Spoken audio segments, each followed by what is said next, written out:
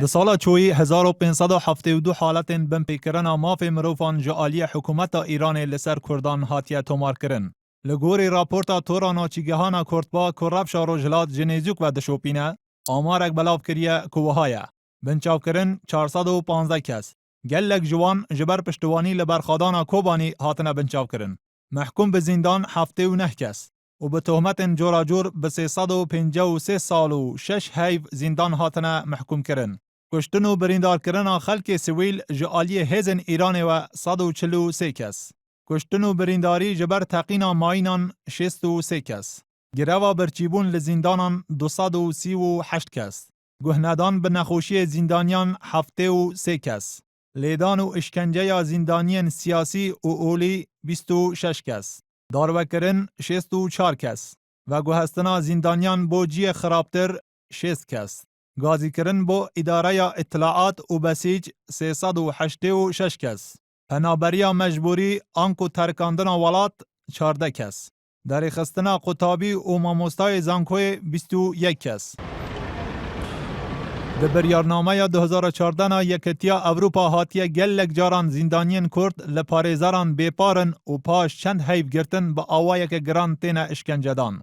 خینجی ناوندن اولهی رخراون مینا بسیج هزن کو بلباس شخصی تین ناس کرن به مهلت دادگاه خلک بوجی ندیار دروینن. چاودر ماف مروفان د تازه ترین راپورت خدا حکومت ایران توانبار دبینه چارنویس و اوجی و حواندنا نویا او کسین هاتنه گرتن ندیاره. و شارتنا جی گرتین کرد به 3 آرمان جاتیت انجام دان. 1.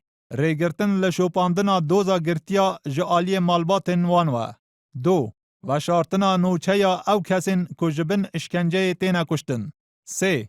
چیکرنا خوف و ترس دناوا خلکی دا. د دم علی خامنه‌ای بویا ریبر کمارا ایران هجمارا ناوندن ابلهی و سیخوری ل5 دنه گهشت 15 دنه.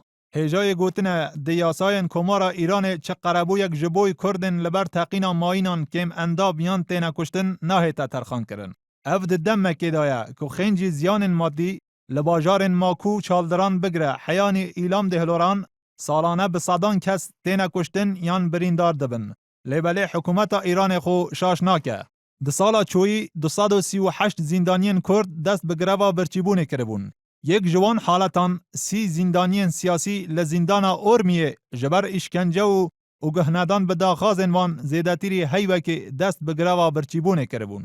زندانی کرد بهروز آلخانی محکوم به داروکرن بو حیاما 15 روزان هاتبو اشکنجدان و جبر لیدانا تزویا کاربایی توشی نخوشیا درونی بویه.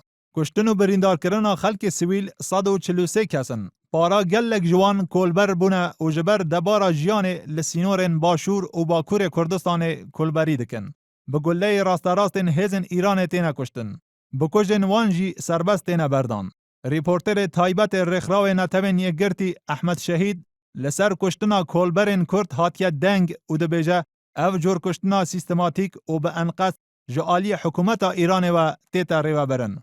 خلک ایرانی بگشتی و کرد به تایبتی جبر زخت و ترسا بنچاف کرن و اشکنجه نویرن زانیاری زیده بدن ما. رسول کرمانج انارتی